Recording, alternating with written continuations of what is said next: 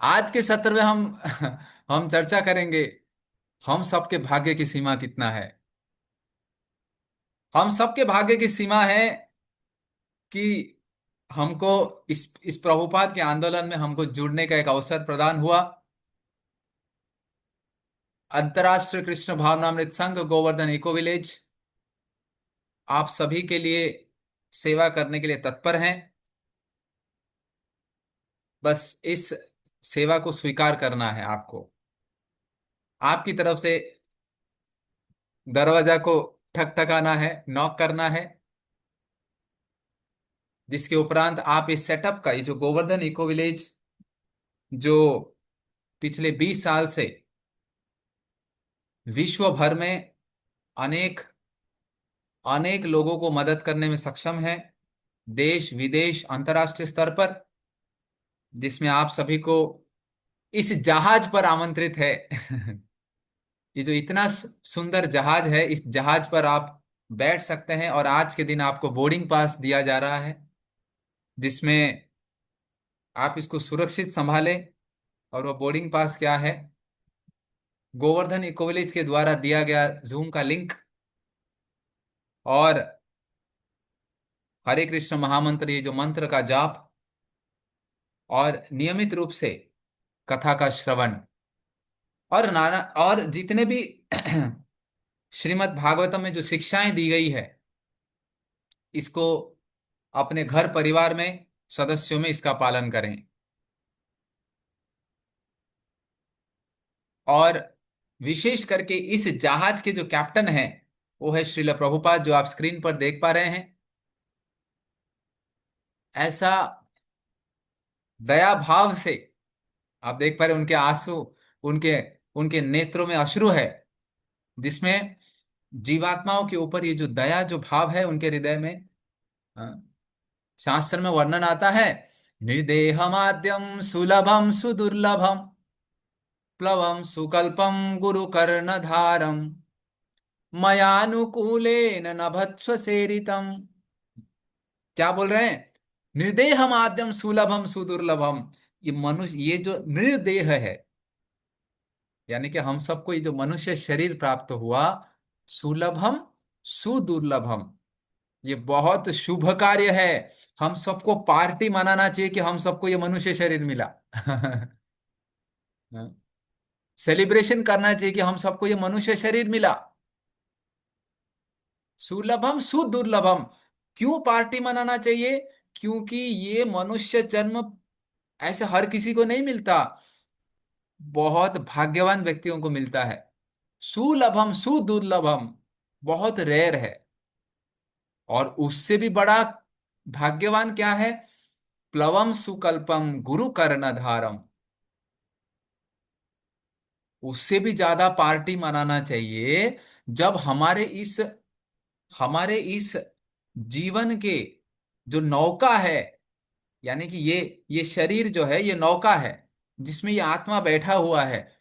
और ये नौका को चलाने वाला व्यक्ति कौन है? बोले उसके लिए कैप्टन चाहिए। और वो कौन है? गुरु कर्णधारम। प्लवम सुकल्पम गुरु कर्णधारम। और इसके कैप्टन कौन है? हमारे जो ये जो जहाज में जो हम बैठे हैं, इसके कैप्टन है श्रील प्रभुपाद, वैष्णवगण, जो इस संघ में, इस नौका पर हम बैठ सकते हैं। अंतर्राष्ट्रीय कृष्ण भावनामृत संघ ये एक ऐसा समूह है जो पूरे विश्व भर को इस नौका पर बिठाने में सक्षम है। इस शरीर रूपी नौका में यह आत्मा बैठकर, फिर ये आत्मा ये शरीर के साथ ये इस्कॉन नामक इस नौका पर बैठकर, जिसके कैप्टन श्रील प्रभुपाद हैं, प्लवम सुकल्पम गुरु कर्णधारम मयानुकूलेन नभस्वतेरितम पुमान भवाब्धिम न तरेत्स आत्महा। इस नौका पर बैठकर आसानी से इस भवसागर को पार कर सकते हैं। और जो व्यक्ति इस नौका का लाभ नहीं ले सकता, अभी हम सब इस नौका पर बैठ चुके हैं। किसको किसको अनुभव हो रहा है कि इस नौका पर बैठ चुके हैं? Please reply in chat window. Yes और नो। इस नौका पर बैठे हैं कि नहीं बैठे हैं? अब इस नौका पर बैठने के पश्चात यहां पर आचार्यगण कहते हैं, भागवतम कहते हैं, पुमान भवाति न तरेत्स आत्महा। इस नौका पर बैठने के पश्चात जो इस नौका से उतर जाता है ना, गलती से कभी कभार उतर जाता है, अरे कहाँ है ये नौका। और जहाज हो या फ्लाइट हो, जब वो तेज गति से जब वो चलता है ना, कभी कभी हमें लगता है कि अरे कहीं जा नहीं रहा है, कहीं दिख नहीं रहा है। तो कभी कभार उतर जाते हैं, इसमें से उतरना नहीं, सावधान, टिकट संभाल के रखना। हाँ, और जब टिकट संभाल के रखेंगे, इस नौका पर बैठे हुए हैं, पुमान भवाब्दि न तरेत स आत्महा, इस नौका पर बैठने के पश्चात जो उतर जाते हैं, क्या कहा है भागवतम में पता है? न तरेत स आत्महा, ये व्यक्ति अपना आत्महत्यारा है। आत्महत्यारा यानी कि क्या? ये नौका पर बैठने के पश्चात इतना सुगम अवसर प्राप्त होने के पश्चात भी यदि ये व्यक्ति नौका से उतर जाता है तो आत्महत्या कर लेता है अपने आप। आत्महा यानी कि क्या? आत्महा का अर्थ ये है कि इतना सुगम अवसर प्राप्त होने के पश्चात भक्ति का लाभ नहीं ले पाता। इतना सुगम अवसर लेने के पश्चात जप करने के लिए कहा जाता है, बोले नहीं, क्यों जप करना। सारा सुविधा प्रदान करने के पश्चात भी श्रवण का लाभ नहीं ले पाते, वैष्णव संघ का लाभ नहीं ले पाते, ये बेचारे फिर से इस पुनरपि जननम पुनरपि मरणम पुनरपि जननी जठरे शयनम। आत्महा का मतलब ये नहीं है कि शरीर से जाकर कहीं पे पंखे में लटक जाओ, उसका नहीं आत्महा। आत्मा को तो कोई मार ही नहीं सकता। तो आत्महा क्यों कहा है? आत्महा इसलिए कहा है क्योंकि आत्मा का असली जो स्थान है वो आध्यात्म जगत है।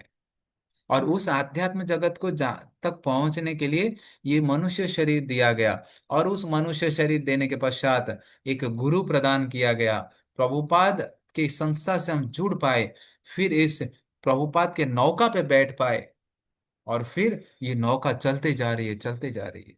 हमें क्या करना है? हमें ये प्रण लेना है। आज के दिन हमें ये प्रण लेना है कि कुछ भी हो जाए, जमीन आसमान एक हो जाए, लेकिन इस प्रभुपाद की इस संस्था को नहीं छोड़ेंगे। हम्म। कितना भी जीवन में उथल पुथल आ जाए, उतार चढ़ाव आ जाए, लेकिन प्रभुपाद की संस्था को नहीं छोड़ेंगे। कौन ये प्रण लेने के लिए तैयार है? कृपा करके चैट विंडो में रिप्लाई करिए, प्रॉमिस।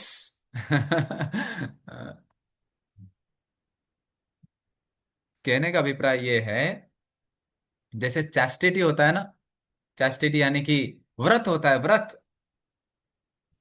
व्रत इसलिए करते हैं ताकि हम हमारा एक निष्ठा के स्तर पर पहुंचे, हम एक दृढ़ता के स्तर पर पहुंचे। जैसे बोलते हैं ना, ये मति है ना, मति, मति और जिह्वा। मति यानी कि बुद्धि बोलो, मन बोलो। इसका असली स्थान क्या है? सर्व उपाधि विनिर्मुक्तम तत्परत्वेन निर्मलम ऋषिकेन ऋषिकेश सेवनम भक्ति उच्यते। ये जो इंद्रियां है ना, मन बुद्धि, ये जो ने जो पांच पांच कर्म इंद्रियां, ये सब इंद्रियां क्या है? ऋषि के ना, ऋषिकेश।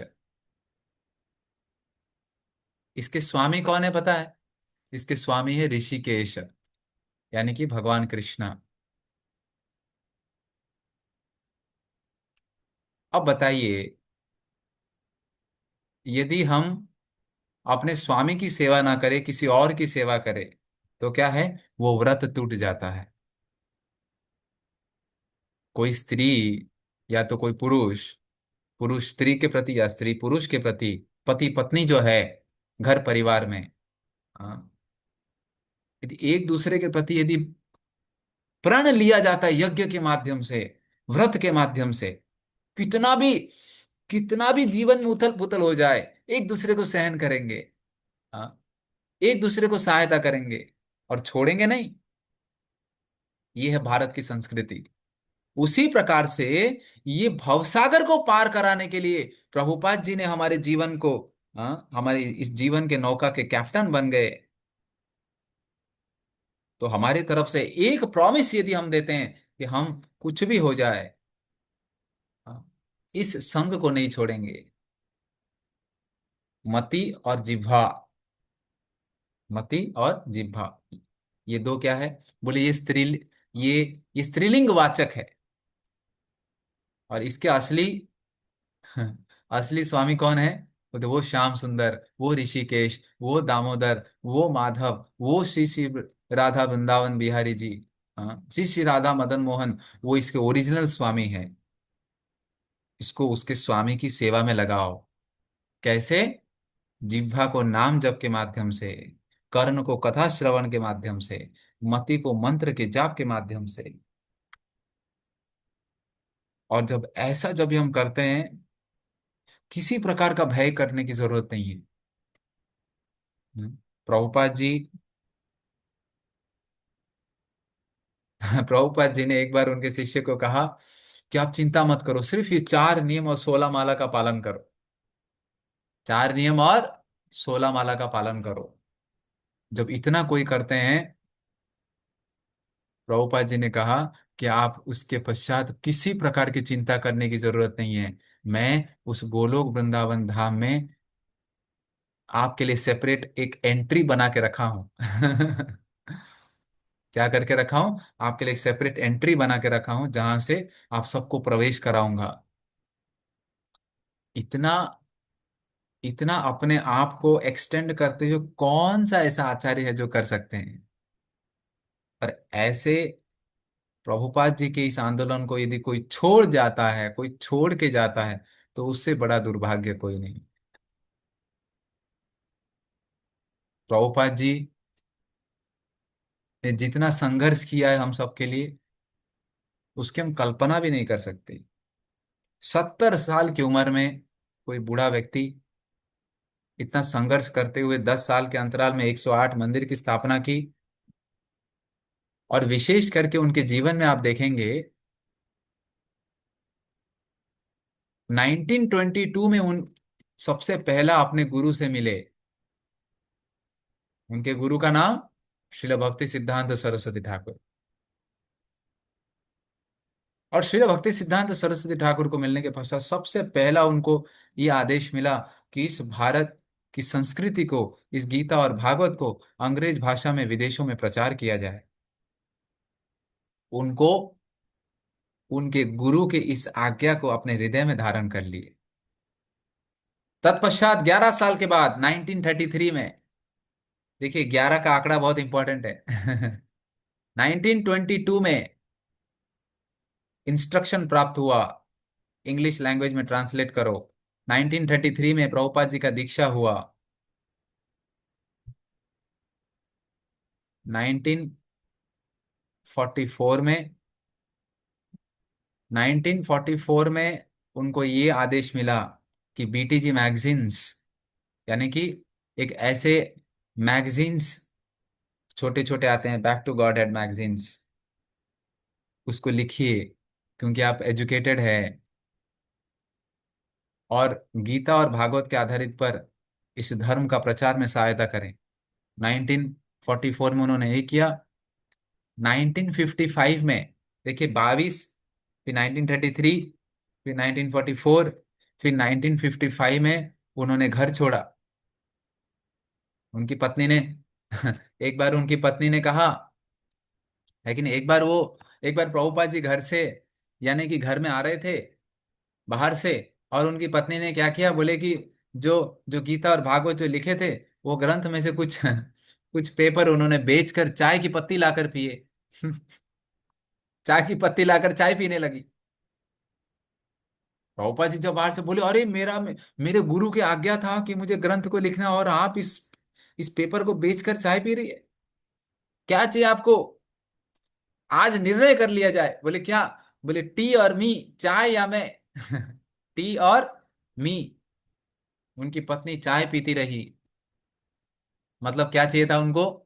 उनको चाहिए था चाय। प्रभुपाद तो चाहिए नहीं था। तो उन्होंने क्या किया, प्रभुपाद जी ने अपने बैग को पैक किया और घर से बाहर, और बोले कि मैं चला। पत्नी को लगा बूढ़े बाबा तो हर बार कुछ ना कुछ कुछ ना कुछ बोलते रहते, जाता हूँ जाता हूँ जाता हूँ। उनको क्या लगा कि अभी परमानेंटली चले जाएंगे। 1955 में घर को छोड़कर वृंदावन की तरफ गमन किए। असल में हमको उनके पत्नी को भी धन्यवाद देना पड़ेगा। क्यों? यदि पत्नी ने यदि सोचा होता कि नहीं मुझे आप चाहिए, तो हमको प्रभुपाद कैसे मिलते? तो उनके पत्नी को भी धन्यवाद देना चाहिए। आपके वजह से हमको प्रभुपाद मिले। 1955 में उन्होंने घर छोड़ा। 1966 में, ठीक 11 साल बाद, अंतर्राष्ट्रीय कृष्ण भावनामृत संघ आंदोलन की स्थापना की। और ठीक उसके पश्चात 11 साल के बाद 1977 में इस भौतिक जगत से शारीरिक स्तर पर अपने धाम की ओर गमन किए। और ठीक इसी महीने में, कार्तिक के महीने में, उन्होंने शरीर छोड़ा और हम सब के लिए एक ऐसा उपहार दिया, एक ऐसा गिफ्ट प्रदान किया जिसका ऋण हम जन्म जन्मांतर तक नहीं चुका सकते। जन्म जन्मांतर से ये जीवात्मा अनेक प्रकार के कष्ट भोगता हुआ इस जहाज पर बैठा है। भाइयों और बहनों, देवियों और सज्जनों, माता जी और प्रभु जी लोग, ये संसार में बहुत कष्ट है।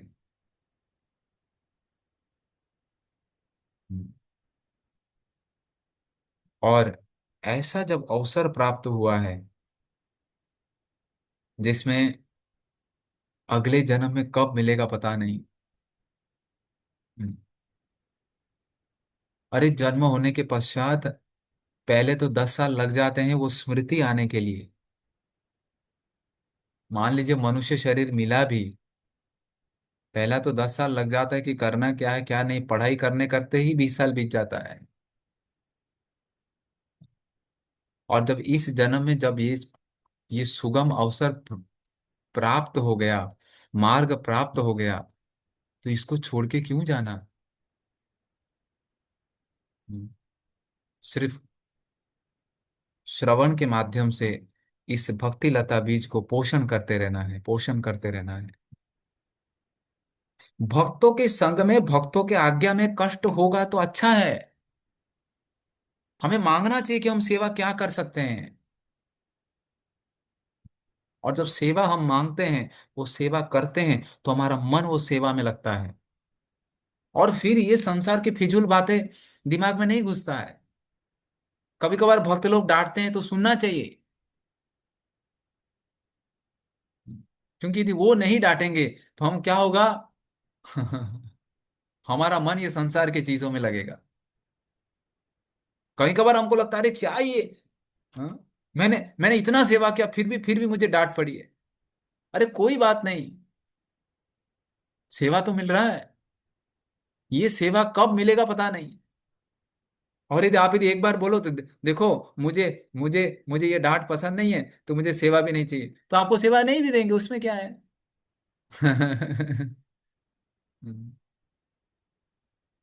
लेकिन ये सुगम अवसर, और कब तक करना है ये जीवन के अंतिम पड़ाव तक बस। ये जीवन के अंतिम पड़ाव तक बस। प्रतिदिन 2 घंटा समय निकालकर हरि नाम का जप करना है, 4 नियम का पालन करना है। ये थोड़ा सा कष्ट, और देखिए, अरे जन्मों जन्मों से, जन्म मृत्यु से इतना कष्ट भोग रहे हैं हम। उसके मुकाबले अभी जो बचा हुआ जो जीवन है, दिन में 2 घंटा समय निकालकर जप करना, वो तो उतना तो कष्ट नहीं है। उसको सावधानी से इस रत्न को संभाल कर रखना है, और प्रतिदिन हम्म, अपने आप को स्मरण कराना है। और इस प्रकार से ये दामोदर का महीना है जिसमें हम हर दिन दिया दिखा सकते हैं, प्रभुपाद के प्रति कृतज्ञता अर्पण कर सकते हैं कि बहुत बहुत धन्यवाद, ये नौका दिया आपने, इस नौका को प्रदान किया जिसमें हम भगवत धाम की ओर जाने के लिए बहुत सुगम ये मार्ग में है। और प्रतिदिन जब दिया दिखाते हैं तो इस अधम के लिए थोड़ा प्रार्थना कर लेना,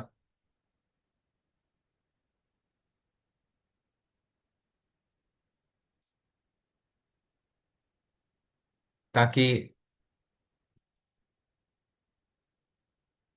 मुझे भी स्मरण होता रहे प्रतिदिन ये भक्तों का संग, और जो अवसर प्राप्त हुआ है उसका ज्यादा से ज्यादा लाभ ले पाऊं। और आप सभी को विशेष करके बहुत बहुत धन्यवाद, आप सभी के चरणों में कोटि कोटि प्रणाम कि आप सभी ने ये सेवा करने का मौका दिया। अन्यथा अन्यथा ये हाड़ मास का शरीर किस काम का। और पिछले अ, तकरीबन 40 दिनों से जो ये गीता और भागवत पर हम चर्चा करते रहे, और इस चर्चा के दौरान कहीं पे भी आपको कुछ लगे कि आपके आपके मन को और